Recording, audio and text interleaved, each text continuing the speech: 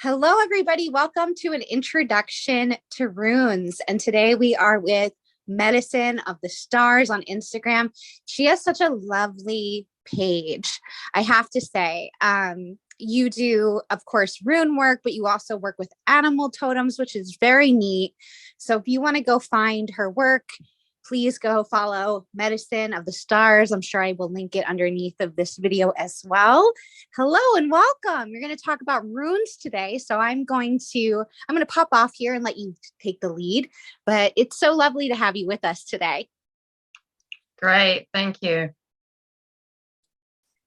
Yeah, so the runes were an alphabet that was developed as early as 200 BC and were used widely throughout Europe, initially by Germanic tribes, and then they were adopted by the Vikings. So some people attribute runes to have like a Latin origin as well.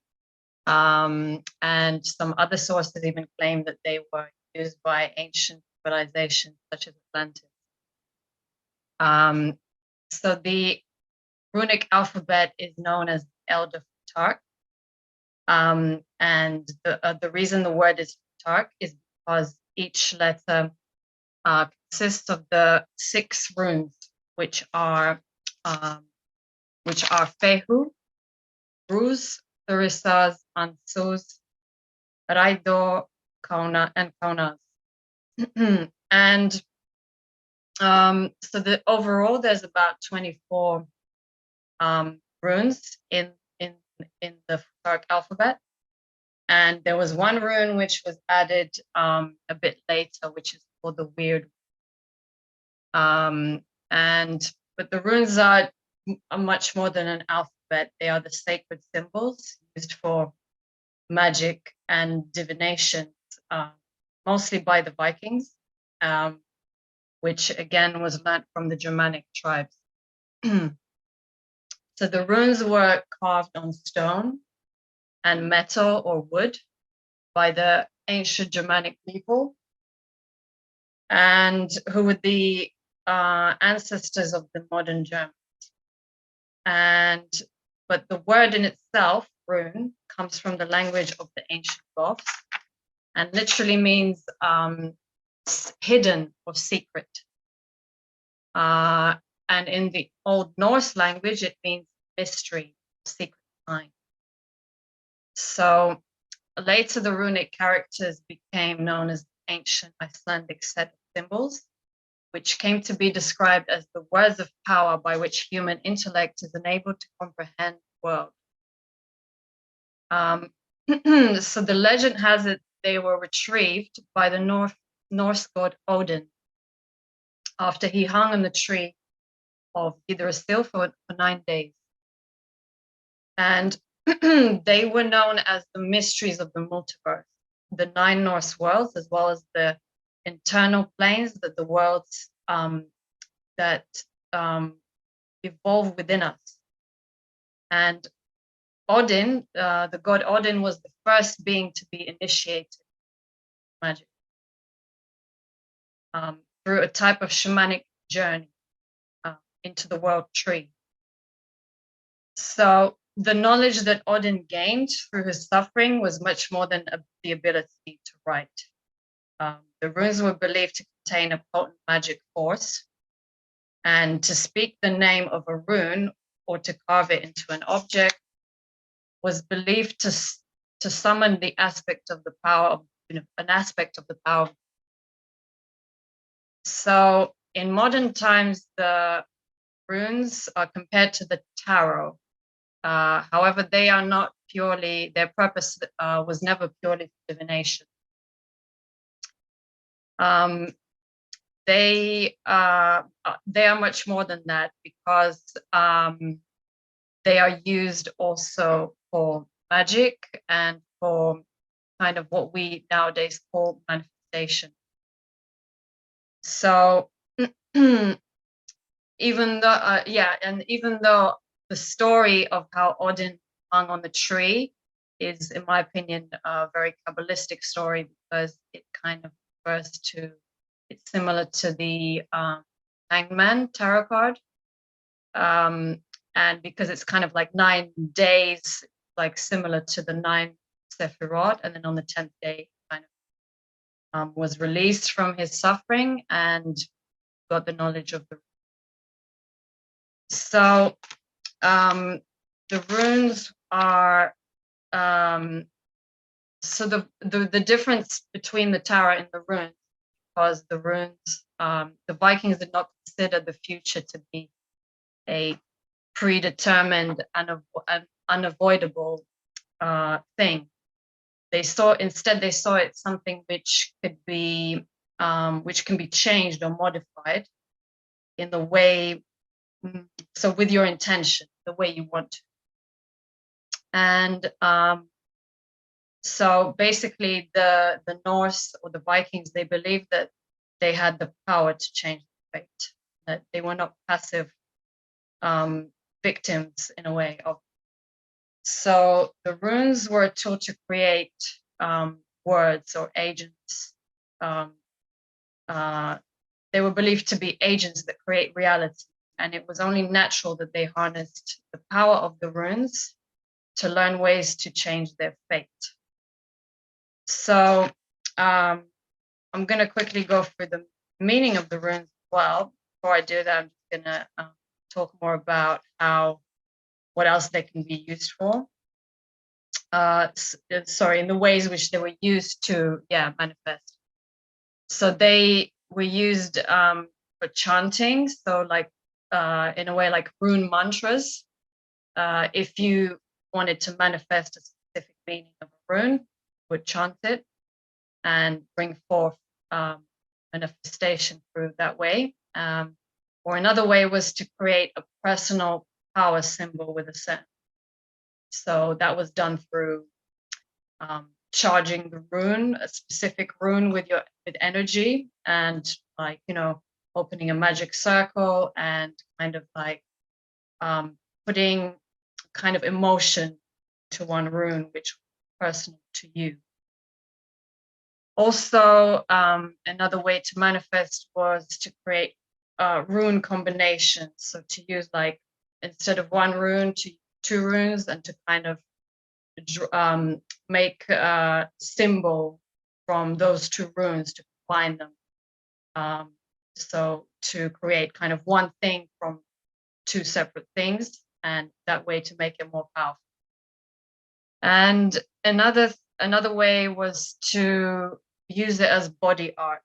So for example, one rune, if you use a rune for protection, then you could draw it on your wrists or your ankles, anywhere on the body. And then this way you would go into a certain place and you would be protected.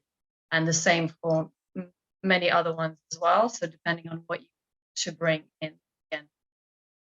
And also there's more complicated practices like yoga, which is doing different positions with your body, which would imitate a certain rune.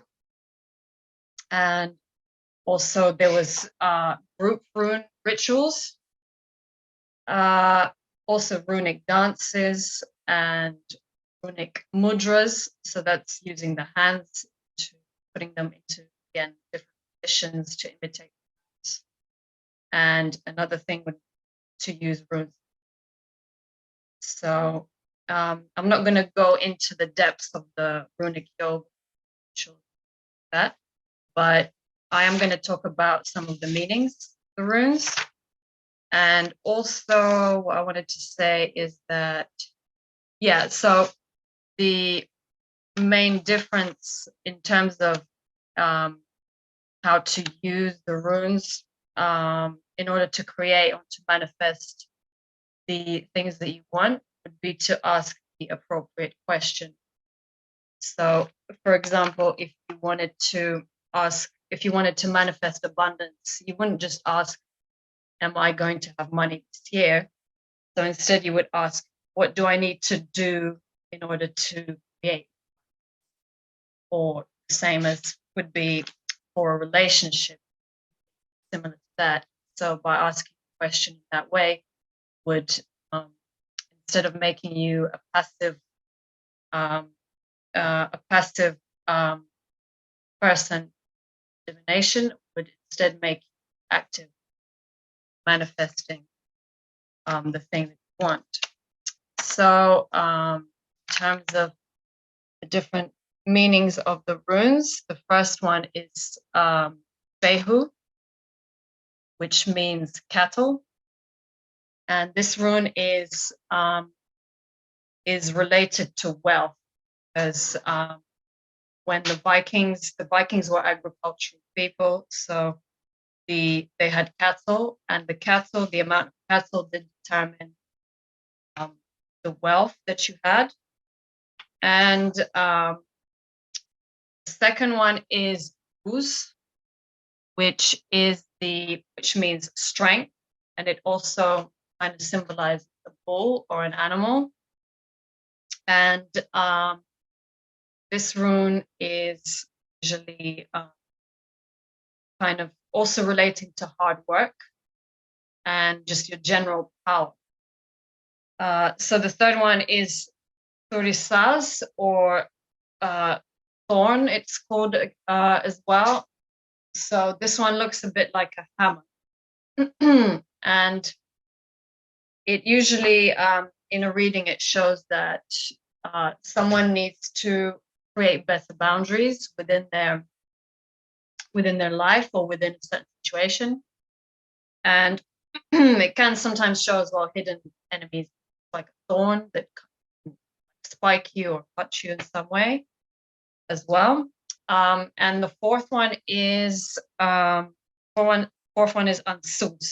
This is relates to message or a form of communication coming in. The fifth one is Raido. This usually refers to journey, or like being taken from one place to another, so usually travel. The fifth one is Kaunaz, which means torch. Torch or flame, it can mean illumination, like realizing different things, being illuminated about something.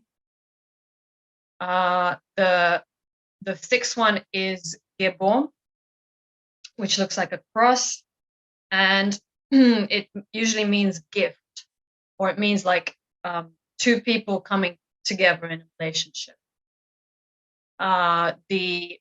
The next rune is called Unjo, which means joy.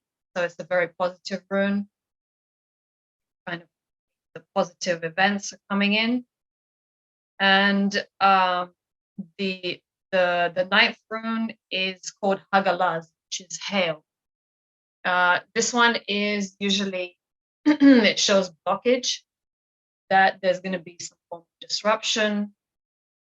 And it kind of means hailstone, like hail. So you need to wait things out. Situation. Wait until the worst things pass, and then after that. The next one is called Nautis, or need, and it's kind of like a stick, and then across it. And this just means need. So that means there's a strong need for something, a certain situation. So it can mean lack, like situation lack. So the next one is Isa, and that's just a straight line. Isa means ice. It can mean blockage as well. It means something is kind of moving slowly.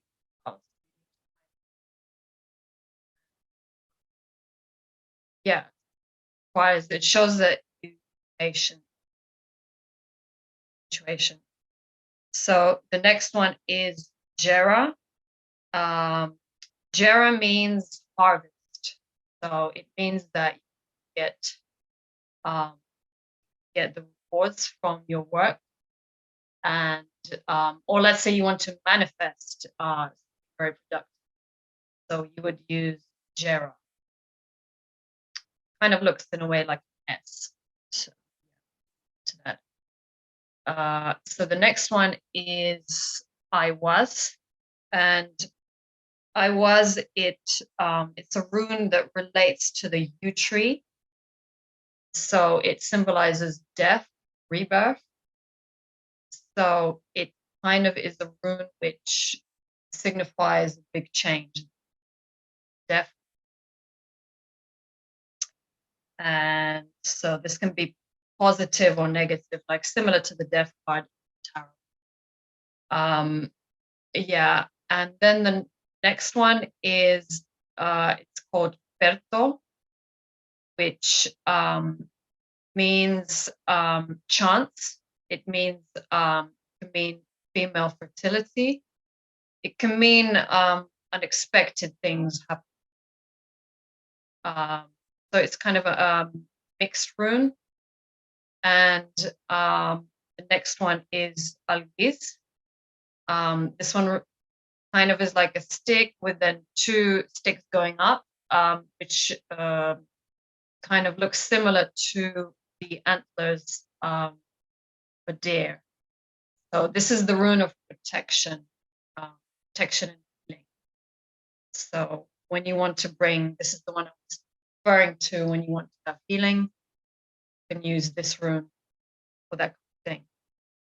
And the next one is Sowilo, which means sun. This is a very positive rune. It means happiness, success, positivity, like just, the best stuff. Same, very similar to the sun.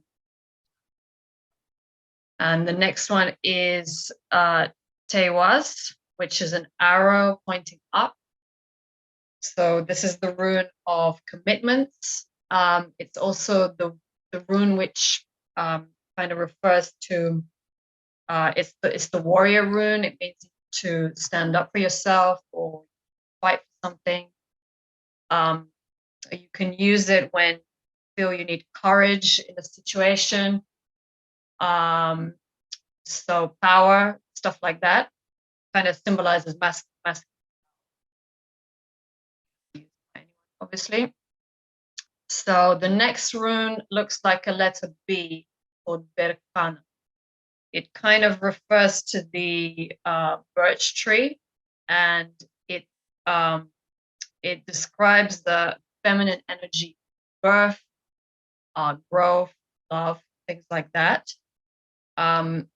So it's a positive rune as well, and you can use it for manifestation of this type of thing.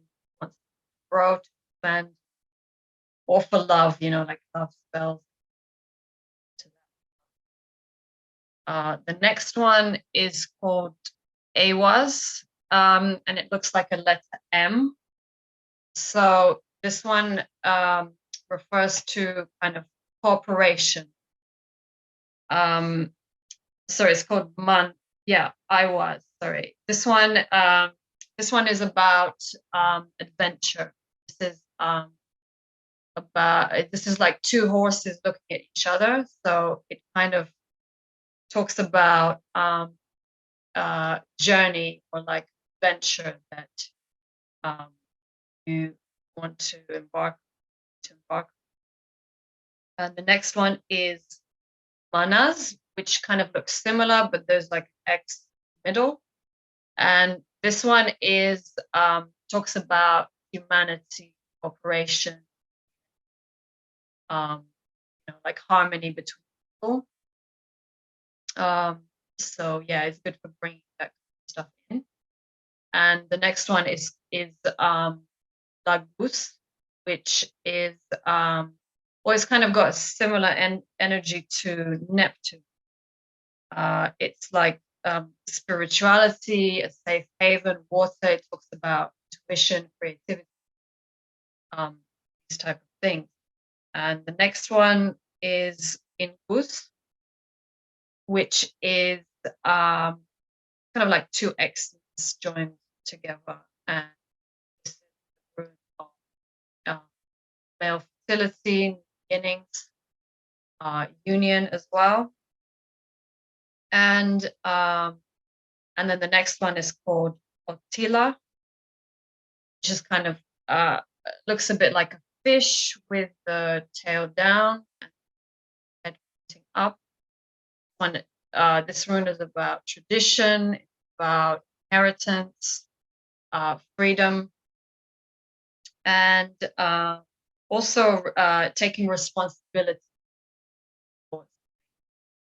And then the last rune, the last one is called Dagaz, which means beginnings and endings. So it's kind of like the completion card in the tarot. So one cycle ends. And then the last rune is the weird rune, which is basically just a hollow, like it's kind of like a hollow stone, doesn't have anything. And then this rune was added later. It just fate, or it just means very weird things. As well. So yeah, these are the main meanings of the runes. And yeah, so as you can see, they are quite different to tarot. They kind of relate to the forces of nature in many ways, like because the Vikings obviously lived very close to nature, and they did pull those forces in. So they're very powerful tools that can be used, like use the runes for your own nation. Just yeah, they have a very specific feel to them. It's like it's very literal. It's kind of like yeah, it's different to the tarot. It's very powerful. Well, thank you so much for going over all of these with us. Yeah. I feel like we just got a huge handful of information. So we can draw them, we can inscribe them into our candles. What are some of your favorite ways to use runes? Well, I like to draw them. I find that very powerful. Nice. Yeah.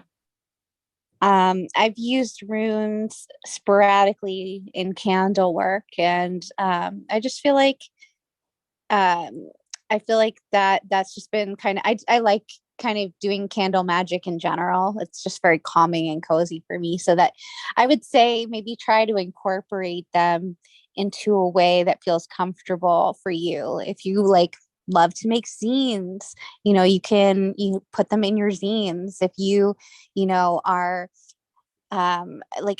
this is something really cute. Another witch friend had recently shared with me is that when she's doing like her makeup and her skincare in the morning, sometimes she'll work with a particular planet, and she'll actually like draw that into her face with her skincare. And I was like, that's so clever. So I feel like you could do that with runes as well. So it's all about kind of adopting it into a way that feels comfortable for you, right? Like it shouldn't feel like a lot of work. But this is cool. It is, yeah. And you can use them similar to sigils. You can draw them on a piece of paper. Very nice. Very nice. Well, did you have anything else that you wanted to share in regards to runes? I think we kind of covered all the runes. We covered ways to use them. Is there anything else that we're perhaps missing, or where can we find more information? Do you recommend any rune books, for example? Yeah. Oh yeah. Another thing I wanted to add is that the runes, there is like a kind of horoscope as well related to the runes. So depending on which month we're born in. Very nice. You can find out which rune is your birth rune. So you can see it in this book. I don't know if You can find it in this book. And then in this book, this is more about the secret practice, which is the runic yoga and the mantras, which I was earlier. Yeah. It goes into quite a lot of detail about that. So yeah, I think that's it. Yeah. Well, thank you so much. Again, where can we find you? Do you have any sort of like classes that you're working on right now? Do you do particular readings? How can we work with you further to like learn more about runes? And you also do animal totem work, which is really cool too. Yeah, you can find so you can contact me about reading on medicineofthestars.com or through my Instagram as well. Awesome. And yeah, that's Well, where you can thank find you. Thank you so much. This was so informative. So, guys, you have another tool to add to your toolbox. And if this like really hits the spot for you, please go follow Medicine of the Stars, get a reading from her, see what she has to say, like and comment on all of her posts. That certainly helps the algorithm these days. Thank you so much for sharing your time with us. And I hope you have a really great night. Thank you. Thank you for having me. Bye-bye. Thanks. Bye.